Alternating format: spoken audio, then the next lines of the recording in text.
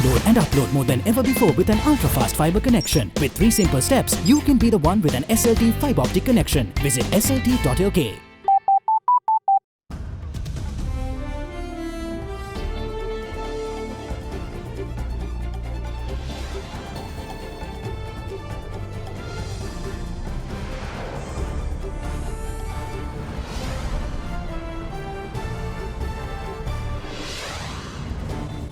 Was an extension granted? Minister Raj Sena claims that Sri Lanka received a 2-year extension from the UNHRC. The opposition meanwhile calls on the President's intervention to withdraw co-sponsorship of Resolution 30/1. Disappointed. President expresses regret over Singapore's lack of support in arresting the much-wanted Arjuna Mahendran. Power blackout. A generator down at Norotchole. Minister of Power and Energy warns of power shortages. Another shooting. Gunman opens fire inside a tram in Netherlands. Operations underway to hunt down the gunman. All that and much more coming up on First at 9 this Monday, the 18th of March 2019. From AdaDerana, this is AdaDerana First at 9. Live from Studio 24 in Colombo.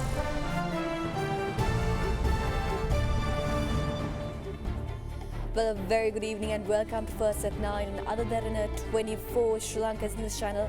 I'm Katrina Chang. Now moving on to our top story tonight.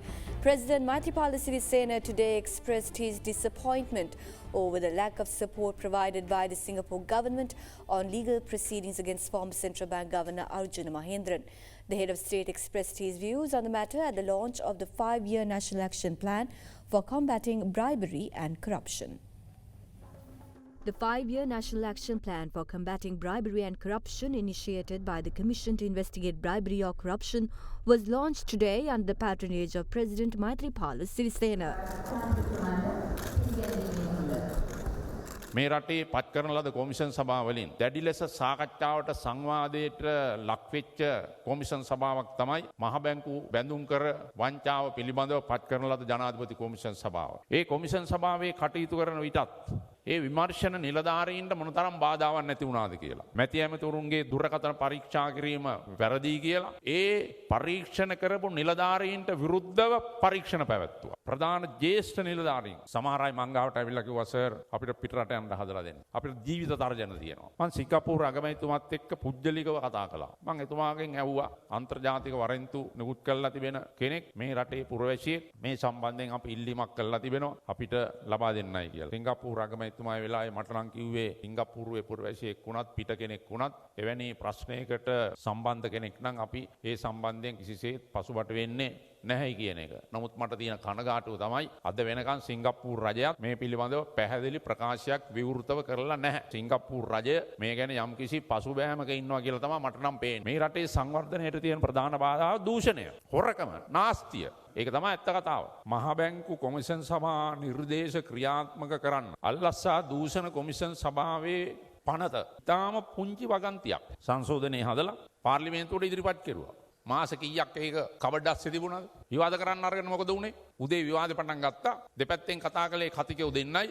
දින නියමයක් නැතුව කල් දැම්මා. ඒ සතියේ වෙච්ච තවත් සිදුවීම් ගණනාවක් එක්ක තමයි ඔය ආණ්ඩුවේ වෙනසක් පිළිබඳව මට තීන්දුවක් ගන්න සිද්ධ වුණේ. කවුරුන් කෙසේ කොහොම කිව්වත් දේශපාලනඥයාගේ ඉඳලා සියලු රාජ්‍ය නිලධාරීන් ඒ කැපවීම කළේ නැත්නම් තව අවුරුදු 10කින් පස්සේ මේ ලෝකයේ උතුම් විශිෂ්ට රේස් රට කොතනින් කෙලවර වේවිද කියලා හිතන්න බෑ. An NGO briefing was organized at the UNHRC headquarters in Geneva today titled Transitional Justice in Sri Lanka.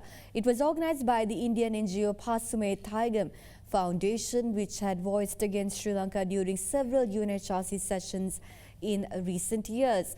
TNA MP S. Sridharan participated as a panelist in today's briefing.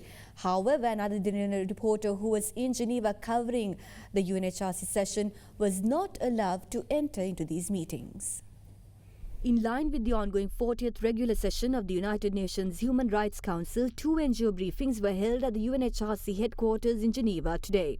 One of the briefings was organized by the Indian non-government organization Pasume Thaigam Foundation, which saw the participation of TNA parliamentarians M.A. Sumandaran, S. Sridharan, as well as Northern Provincial Councillor M.K. Shivajalingam. During the meeting, AdaDerana reporter, who was in attendance at the time, was requested to leave the meeting room by members of the Tamil diaspora. Meanwhile, members of the Global Sri Lanka Forum organized a protest opposite the headquarters of the United Nations Human Rights Council in Geneva yesterday against Sri Lanka co-sponsoring the fresh resolution presented by Core Group on Sri Lanka as well as the UNHRC Resolution 30/1.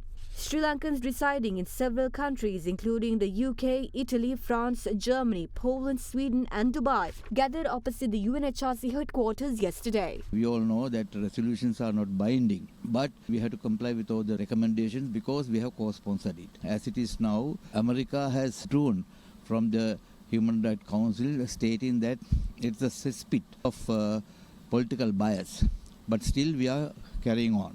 Whatever the balance recommendations, they have been included in the rollover resolution by United Kingdom, and that too this government recommended and then they accepted that. One of the recommendations was the OMP, Office of Missing Personnel Act, and it has been approved undemocratically without a vote.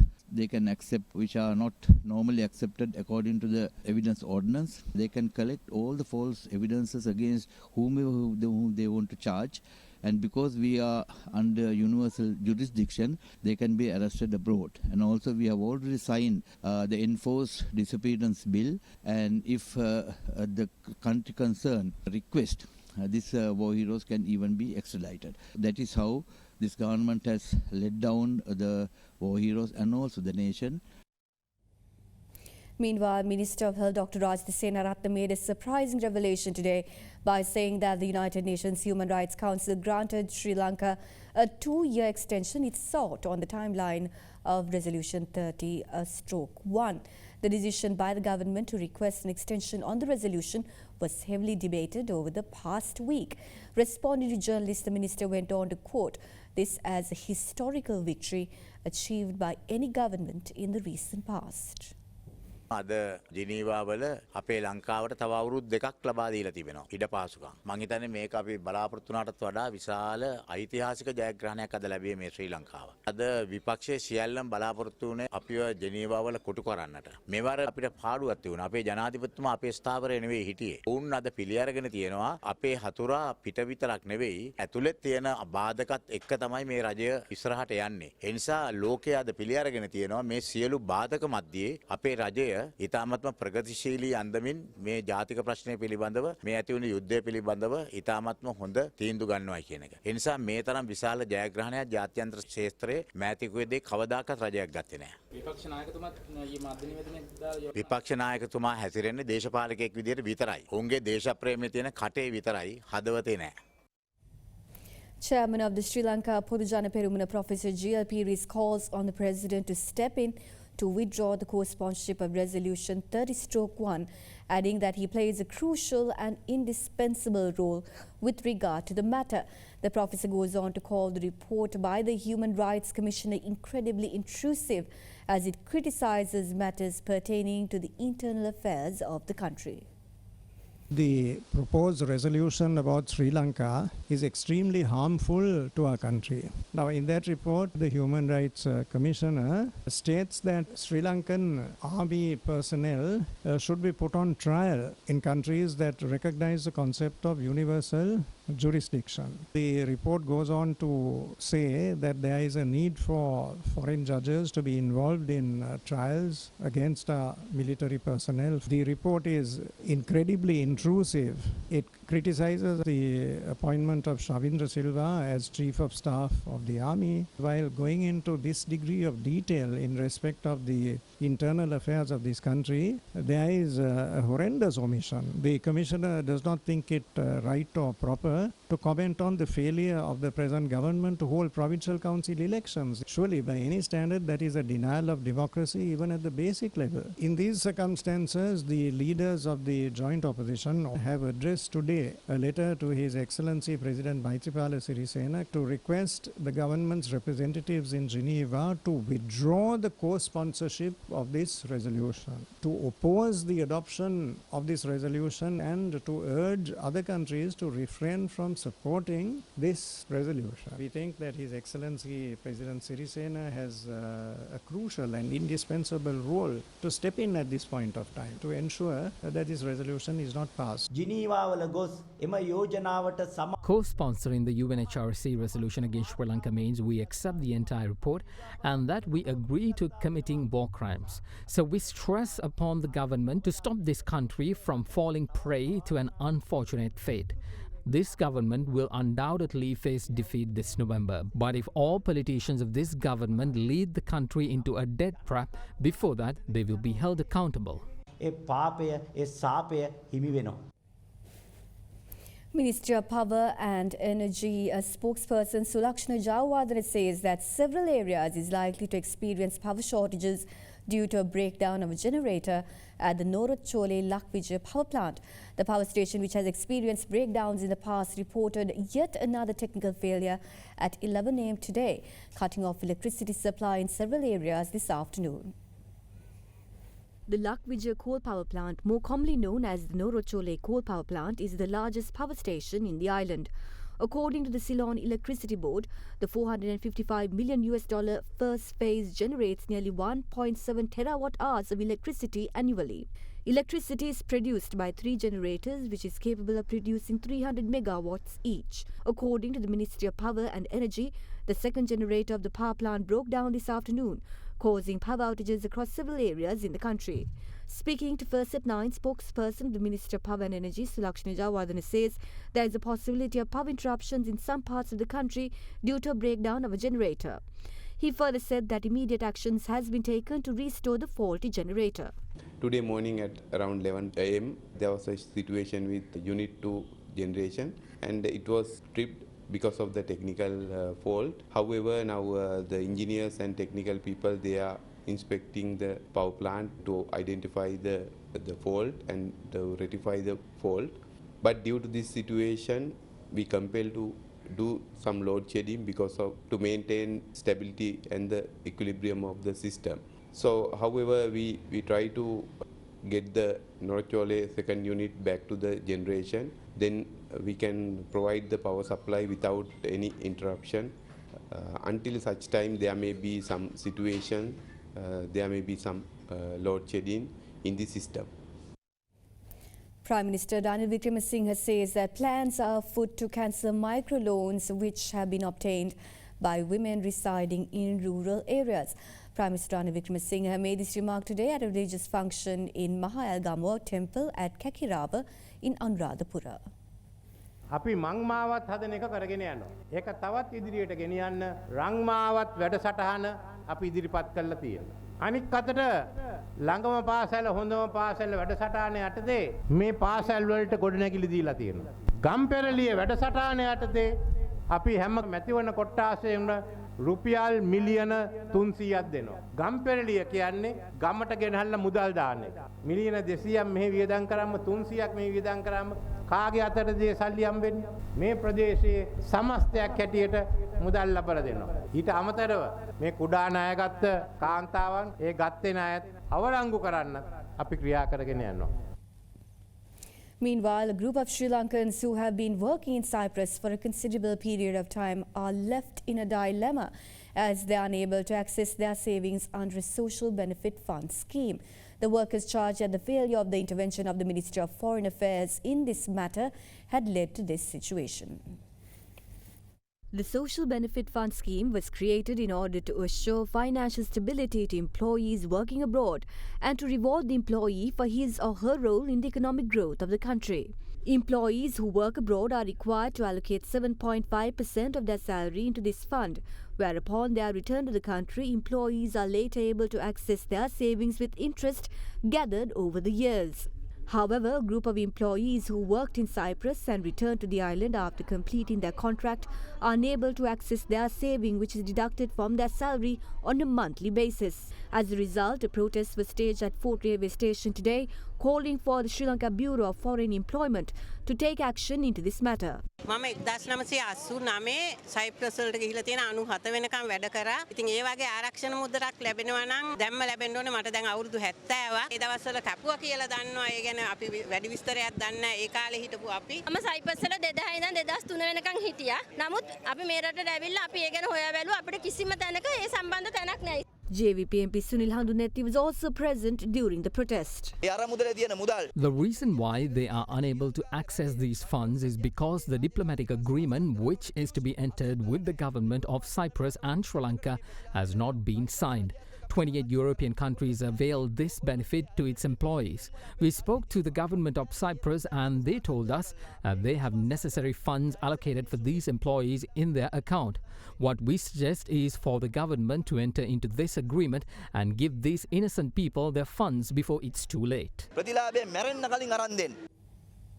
The Supreme Court today issued a restraining order preventing attorney at law Nagananda Kurituaku from practicing as a lawyer for a period of 3 years. This disbarment will be effective from today and until the 18th of March in 2022. The Supreme Court, a 3-judge bench comprising Chief Justice Nalin Pereira, Justice Cicere Diabru and Justice Prasanna Jawardana made this order pursuant to a complaint by Supreme Court Justice Vijit K. Malalgoda concerning improper, insulting and contemptuous behaviour in Court of Appeal by respondent Nagananda Kurituaku. The Supreme Court found respondents guilty following an inquiry and ruled that attorney Kurituaku breached the rules number 60 and 61 of the Supreme Court. However, at a previous occasion, the respondent tendered his apology to Justice Malalgoda and expressed regret to the utterances he made in 2015. Solicitor General Dappula De Oliveira, appearing for the Attorney General, maintained that tendering apology following the conclusion of a trial is not appropriate and he should have done it at the start. Meanwhile, attorney at law Nagananda Kurituaku, expressing his views of a judgment given on him, said that he will hand over a revision petition to the Chief Justice tomorrow.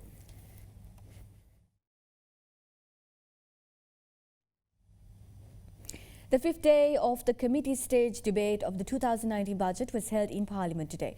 Parliamentarians representing both government as well as the opposition focused on various issues. T20 world number 1 අපි 50 overs number 2 අපි test number 3 හිටියේ අද T20 number 8 50 overs 9 test number 6 ගරු අර්ජුන රණතුංග අපි ඇෆ්ගනිස්තානයටත් යටින් අද අපි ඉන්නේ ඔබතුමා දන්නවා ICC එක ඉල්ලීමක් කරලා තියෙනවා ලංකාවේ ඇන්ටි කරප්ෂන් යුනිට් එක දාන්න අපි කවදාවත් ඉතිහාසය අහලා නැහැ ලංකාවේ අපිට එහෙම චෝදනා තිබෙන්නේ නැහැ මතුමා. The Honourable Minister has taken steps to depoliticize the sports ministry, which has to be done. Unfortunately, in terms of our sports law, a minister has to sanction a team, sanction a coach, and every foreign tour where a team represents the country. So therefore the law itself creates an environment where sports are politicized. So I believe that the present sports minister is taking steps to take away that power which is vested with the Minister of Sports. Cricket is second to religion in our country. There are various allegations made about corruption, especially in the area of cricket. I spoke to the ICC. They agreed to set up an anti-corruption unit in Sri Lanka.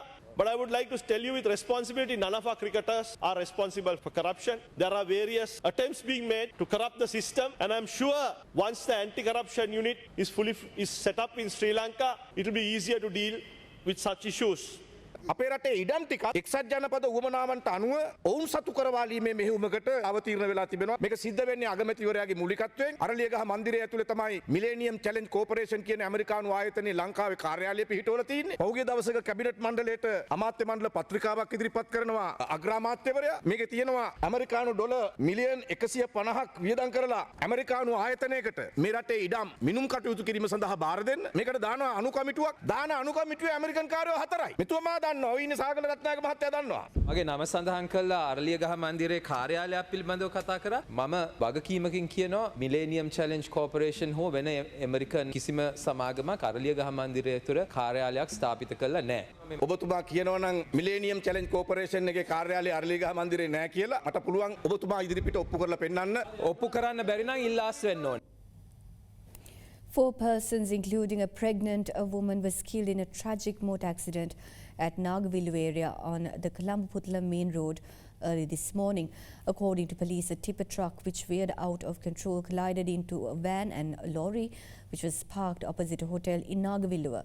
A spokesperson from the Puttalam-based hospital said that the pregnant woman, the driver of the lorry, and 2 others succumbed to their injuries upon admission to the hospital, while 2 who were critically injured were transferred to the General Hospital in Colombo. The driver of the tipper truck has been taken into custody and is remanded until the 21st of this month by the Magistrates Court in Puttalam. The van was travelling from Jaffna to the Bandaranaike International Airport in Katunayake at the time. The police further added that 22 have been killed in 15 fatal motor accidents during the last 3 months alone along the Colombo-Puttalam main road.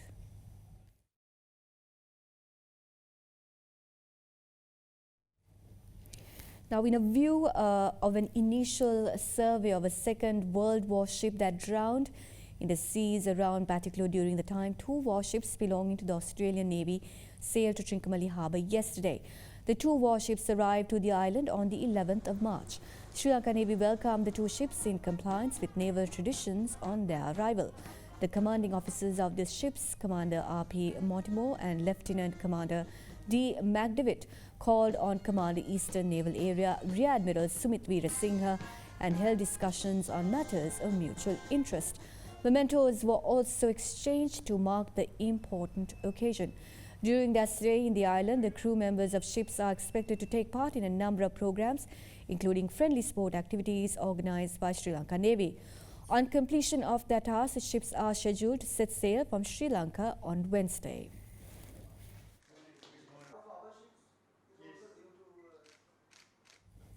Let's now take a look at other emerging stories making news across Sri Lanka.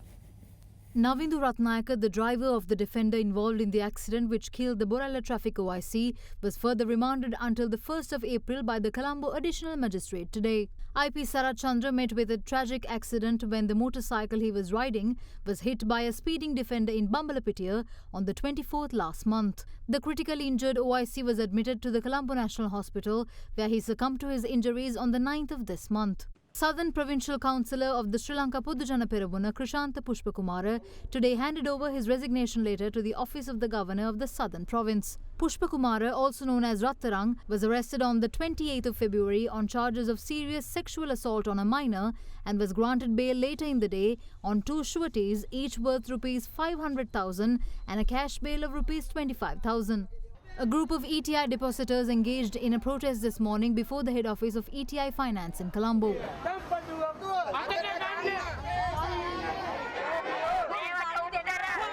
Police today recovered 2 bodies of a father and his disabled son at Tamadula Falls in Matugama. The police believe that a family dispute could have led to the tragic incident.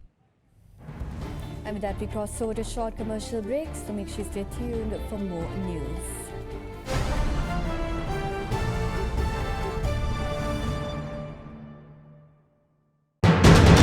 You are watching Sri Lanka's #1 news channel.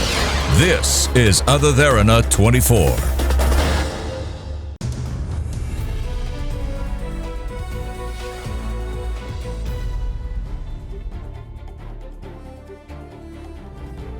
The Ministry of Industry and Commerce say that the Afghan government has expressed their interest to extend its air corridor launched 2 years ago to take domestic goods to countries in the neighborhood and beyond the region to Sri Lanka as well. Afghanistan's ambassador to Sri Lanka, M. Ashraf Haidari, who met with the Minister of Trade and Commerce, Rishal Badiuddin, recently said the proposed corridor is a direct air link to Colombo. But since there is no direct Kabul-Colombo connectivity at the present, the air link will have to be operated through Mumbai or New Delhi until a direct connection in Colombo is established. The ambassador also encouraged Sri Lanka's national carrier, Sri Lankan Airlines, to consider a direct flight to Afghanistan. During the meeting, it was also discussed to propose an investment protection and promotion agreement to kickstart bilateral investment and trade between the 2 countries. In 2017, Sri Lanka's total trade with Afghanistan it was $820,000 and Sri Lanka's exports was $700,000, a slight increase compared to 2016.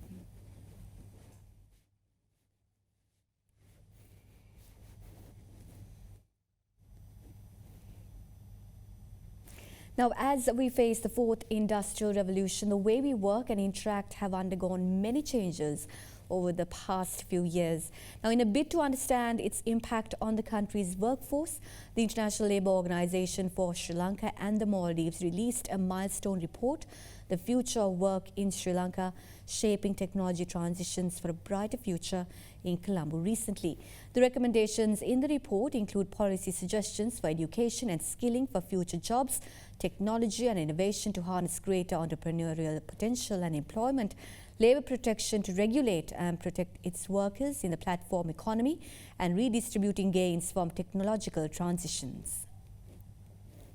The International Labour Organization Country Office for Sri Lanka and the Maldives released a report titled The Future of Work in Sri Lanka, Shaping Technology Transitions for a Brighter Future, in Colombo recently. The report by Tandem Research aims to fill a gap in the debate on the impact of emerging technologies on the world of work in developing countries. The event was held under the auspices of Prime Minister Ranil Wickremesinghe. 3 vital bright spots for Sri Lanka as it faces technological transitions are highlighted in the report, which include the care economy, tourism and green and sustainable business. So as anthropologists and sociologists of technologies, we think that technologies don't have an inner deterministic logic of their own that is outside of human control. So the very idea of a study of this nature is to understand the emerging trajectories of technology, but really look at ways in which they can be shaped by policy, by industry, by citizens, by workers to meet societal aspirations and goals. The report was compiled following multiple consultations with the ILO in Sri Lanka's tripatriate constituents, youth platform workers, entrepreneurs, exporters, academics and development practitioners. Sri Lanka's share index ended a little changed today, hovering near its 5.5-year low as investors awaited direction from the third and final vote on the 2019 budget. The All-Share Price Index fell 0.02% to 5,614.98. The turnover was 251.4 million rupees, well below last year's daily average of 834 million rupees. Foreign investors sold a net 40.8 million rupees worth of shares today, extending the year-to-date net foreign outflow of 5.97 billion rupees worth of equities. We now have Achadan Srirangan from First Capital Holdings with a brief report. Both bond market and equity market witnessed a dull sentiment throughout the day. A secondary market was at a near standstill ahead tomorrow primary bill auction. Continued substitute sentiment from the previous week. However, the stock market continued to be negative for a second trading session, recording a 3 weeks low turnover, mainly dragged down by Ceylon Tobacco and LOLC. Meanwhile, the Sri Lankan rupee ended firm at 178 rupees and 25 cents to 40 cents to a dollar on greenback inflows and weak dollar demand today, compared to Friday's close of 178 rupees and 40 cents to 55 cents. Let's now take a look at how the Sri Lankan rupee traded against other currencies during the day.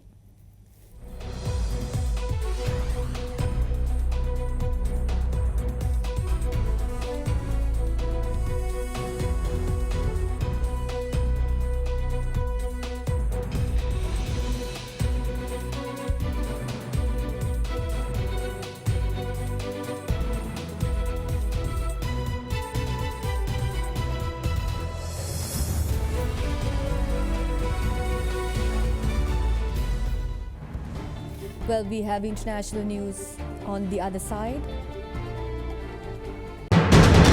You are watching Sri Lanka's #1 news channel. This is AdaDerana 24.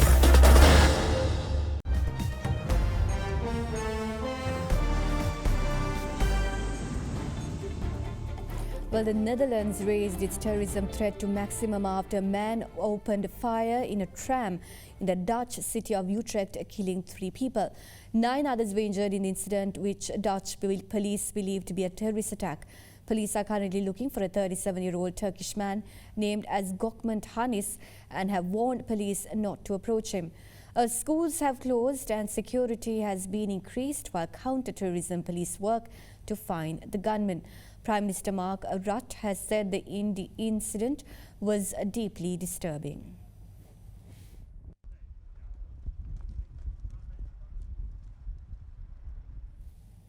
Meanwhile, in New Zealand, Prime Minister Jacinda Ardern said today that she will announce new gun laws within days after lone gunmen killed 50 people in mass shootings at 2 mosques in the city of Christchurch. 28-year-old Australian Brenton Tarrant, a suspected white supremacist, was charged with murder on Saturday. Tarrant was remanded without a plea and is due back in court on the 5th of April, where police said he was likely to face more charges. Police say the attacker used military-style assault weapons modified to make them more deadly for the attack, all of which is legal under current laws. Since the attack, there have been calls for semi-automatic weapons to be banned. I in fact believe that they will be with us. I want to also acknowledge, when Australia... Now on to sports news now. Prince of Wales College Morotua won the 34th battle of the Gold Limited Overs cricket encounter against St Sebastian's College Morotua yesterday in a rain-disrupted match. Deciding to bat first, St Sebastian's College struggled earlier with a quick fall of wickets, but coming into bat captain Nuando Fernando along with Janishka Pereira stabilised the innings, scoring 76 and 54 runs respectively. Following the captain's dismissal, the innings started to fall again as they ended their allotted 50 overs, scoring 218 runs for the loss of 9 wickets. Coming into bat, Prince of Wales College started off well, with both the openers scoring 30 plus. Following the dismissals of the openers, however, Cambrians struggled to score big, except for captain Suat Mendes, who scored 43 runs. Rain interrupted play when Cambrians were 169 or 49 runs short of winning target. Prince of Wales College was subsequently awarded winners as they were 5 runs ahead of the Duckworth-Lewis Stern score when rain play interrupted.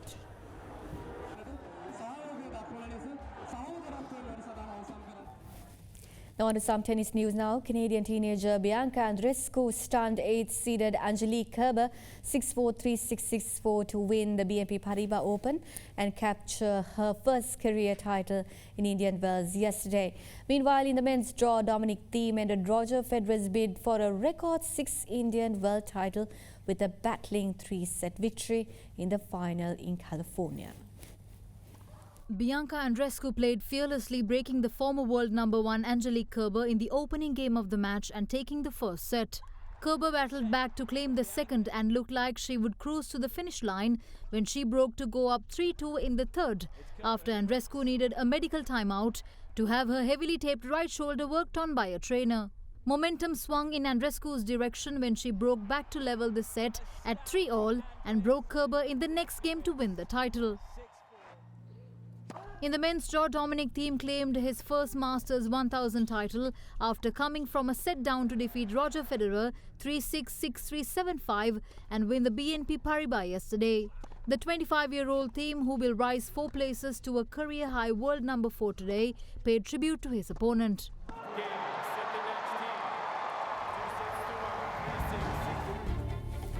And with that, we conclude this edition of First at 9. Thank you for joining us and have a pleasant evening.